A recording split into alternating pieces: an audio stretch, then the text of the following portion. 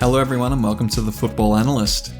So today we're going to be looking at the match between Liverpool and Tottenham that finished 4-3 in Liverpool's favour. There was a lot going on in this match, a lot of mistakes from both teams. I don't think either of these teams deserves to play Champions League, but one of them will obviously get into Europa League in that 5th spot, I assume anyway.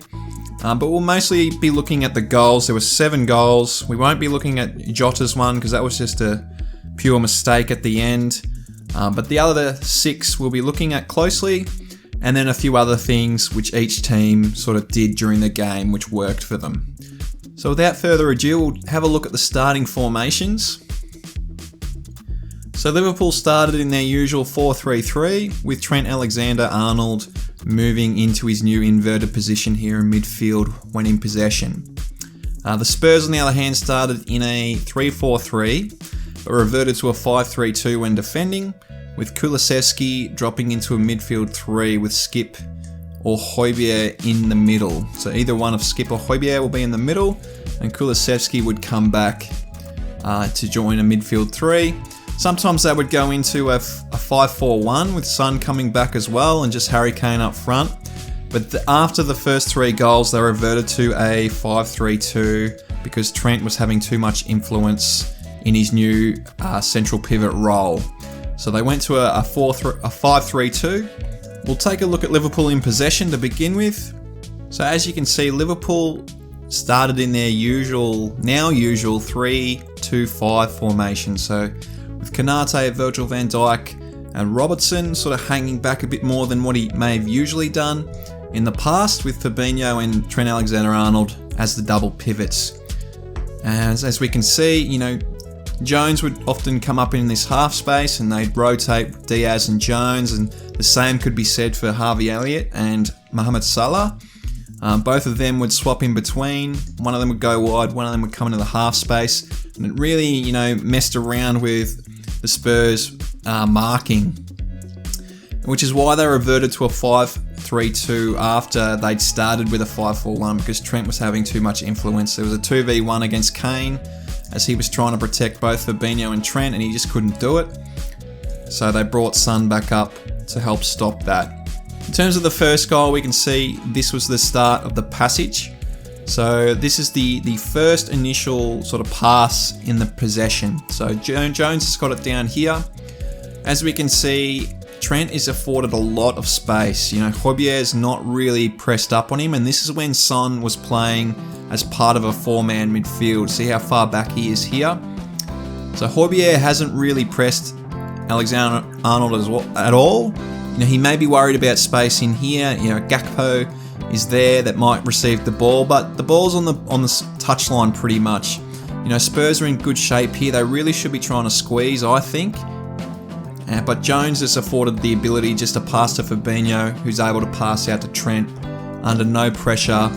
And then in the second image, we can see that Trent's able to receive the ball and pretty much swivel and pivot, put his head up, see Salah in a lot of space. They're playing 5 at the back. You'd think that Perisic could be a bit closer, particularly with Harvey Elliott dipping in the midfield.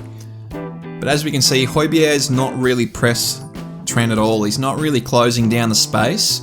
If you're going to move up this high out of midfield position, you need to be pressing the ball, even if it's just you pressing. You need to be stopping a pass from Trent here.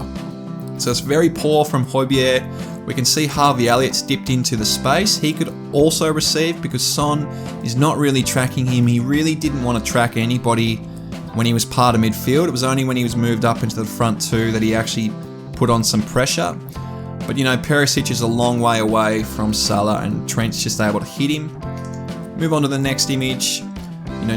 Harvey Elliott's moved back. He's moved forward, and no one's tracked him. We can see Son here is still walking. Højbjerg's well out of position, and it's just allowed Elliott to move forward, which has brought these 2 defenders up. So Dyer and Davies was the left centre-back. They've moved up because they're afraid that Salah was just going to hit it to Elliott. But what he's done instead is try to play Gakpo over the top. Gakpo had tried to make a run into this space, but instead he sort of gets under the ball a bit and it drops short, but it still allows Gakpo to get the ball under no pressure because these two defenders have had to go up and take Elliott. So once he gains possession, he's able to feed the ball out wide. And because Salah's so good, he draws so many defenders, and it's a clever run from Gakpo as well. He drags a lot of people with him, which enables just an easy pass back for Trent. And as we can see, this is the problem with playing wingers as part of your midfield four, a 5-4-1 in a deep block. They tend not to really care much about defending. And Kulusevski, you'd really hope if you're playing a deep block, he would be more in line with the three in midfield. We can see Son, Højbjerg and Skip even here are sort of a bit deeper in their positioning, whereas Kulusevski's still sort of hanging around on the other side. And this has just allowed Trent to receive the ball because of the Gakpo run, and he's looked up and he's seen Curtis Jones, who's in an acre of space on the back post. So it's very poor. Pedro Porro also had no idea Jones was coming in behind him. So he's not very good either defensively. This is why he likes to play right wing back, because he's not particularly good at defending. So he's another one that's probably a little bit at fault, but I'd say Kulusevski because he really should be a bit closer, a bit deeper in his positioning here. Now on to the next goal. Dyer has come up to Gakpo because Højbjerg has reached for an interception and is out of position. So this is from a sort of a clearance that popped up in the air and the ball sort of landed in this area. And Gakpo has recovered it. Højbjerg has tried to get an interception against Fabinho, I think. And he's dragged himself out of position. Gakpo plays to Harvey Elliott, who plays to Salah. And we can see Dyer has come up and tracked Gakpo. So that's left a lot of space here. And I really hope that Romero would at least try and cover this space. There's this big gap here. Or Skip would drop in and realise Dyer's out of position, but there's a lot of space here. It's not very difficult. It was a great pass from Salah, but as we go to the next image, we can see that there's so much space here. Harvey Elliott probably could have played this either if Gakpo was a little quicker. As we can see in the next image, Salah pretty much just has to get it into the corner somewhere, and Gakpo's got a lot of room here to operate. As we can see, there's a massive distance between the two centre-backs. Davies and Perisic are up here, occupied with Salah. I don't know why both of them are up there. One of them was tracking Elliott, but to have both of them up there is a bit crazy. I know it's Salah, but you'd hope Son would try and come back and recover, and that's another reason why wingers, real attacking wingers don't really work in a deep block. The ball gets played, Gakpo gets to the ball, cuts it back, and you'd really hope that Romero could at least try and cut off this cutback or put on some sort of body contact here. There's a lot of space here for Diaz. It's a great finish, and he does well to get it back across his body and on target. But Romero's really given him all the opportunity in the world to do this. He's made it, as we can see in the next image, this is a better image, bird's eye view. There's so much room for... He's not even cutting off the pass at all. He's got Porro here, but he's still... Diaz, under no pressure really. He's got no contact on him. He's able to fish that ball out and get it on target and through for a goal.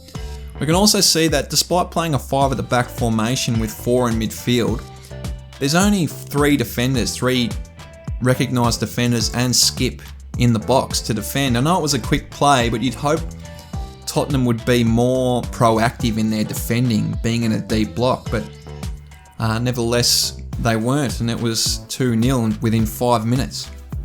So as Liverpool scored, they also pressed very well, which led to a lot of their opportunities and dominating possession, particularly in the first half. As we can see here, they've got really good coverage, man-to-man coverage across the ground. They did that particularly well from throw-ins. Any throw went backwards, they really moved quickly, and it didn't leave much options for Tottenham with all their players sort of playing that 3-4-3. When in possession, it really stretches their team, and if you press really well, it can be very hard to find good short options. As we can see, Dyer's just forced to clear, and Virgil van Dijk can run across and recover the ball. Another example, it's just them in possession. Salah does a great job at cutting off the pass to Davies.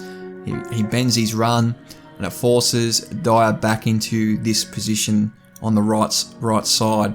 He plays it to Romero, and Liverpool, they don't have great man-to-man coverage, but they're still able to cover certain players, 2 for 1 almost. Gakpo's here covering 2 for 1, Skip and Romero. Jones has got Porro, I think that's Højbjerg there, and it leaves Fabinho free. That's the main aim, to leave Fabinho free, sweeping in midfield. The pass is played to Romero, and he's forced to just try and chip it and hit Son, and Fabinho's able to cut it off and regain forward half possession, which is what Liverpool's all about. Now we'll take a look at Tottenham in possession and some of their defending as well. So throughout the match, even when they were behind 3-0, they still defended very conservatively and gave up a lot of possession. In the first half, they lost possession 74% to 26, and in the second half, they still lost possession 62% to 38%. So despite being that behind on the scoreboard, they really didn't press a heap. They decided to drop back into their shape. So for Liverpool to give up a 3-0 lead with them doing this is quite crazy to me, but it happened. And being in this deep block, it really made Liverpool struggle to get any clear chances. So despite, their usual 3-2-5, generally Harvey Elliott would shift forward and make a 5, with Trent, Jones, Fabinho, being those pivots. It really forced them. They didn't have a lot of great chances, really.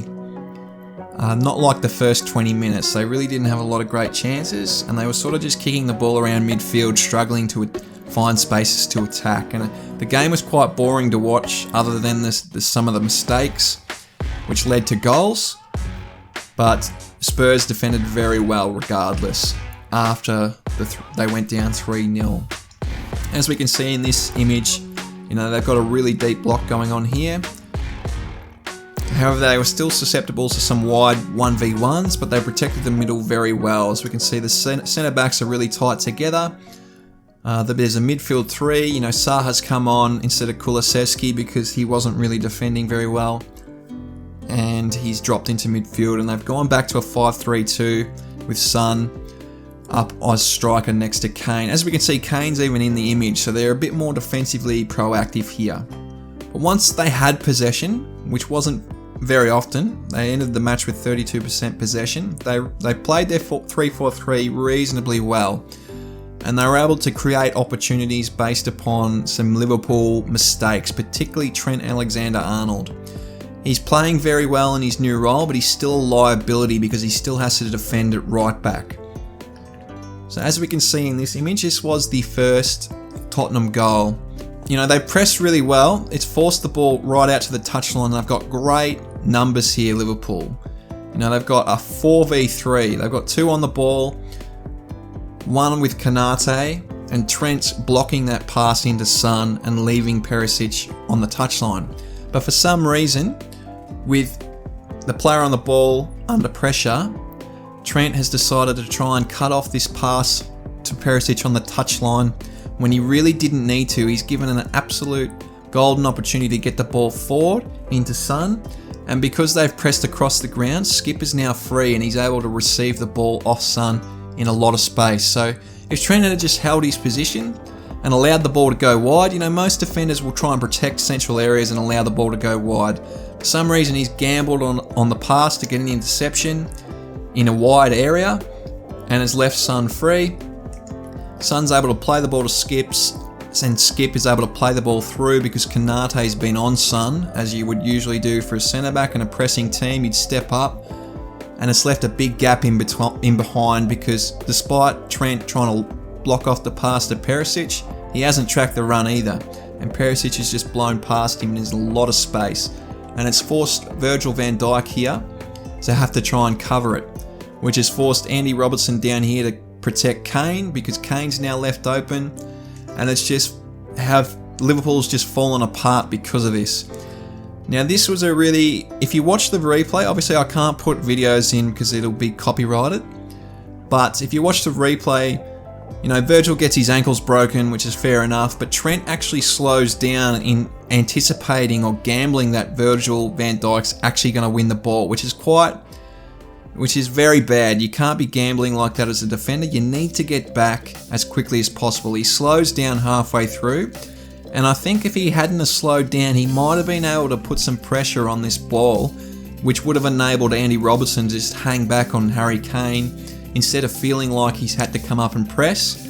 I'm not sure why he still wanted to come up and press, because I think he possibly could have tried to play a bit more in between, but you really need to cut off Kane because it's an easy ball into the centre of the goal. You'd probably want Perisic to try and attack from the wide area here and just hope that Alisson's able to make a save, but he's put under a lot of pressure here, so a mistake's probably warranted and probably fair enough. You know, he's very much the last man standing.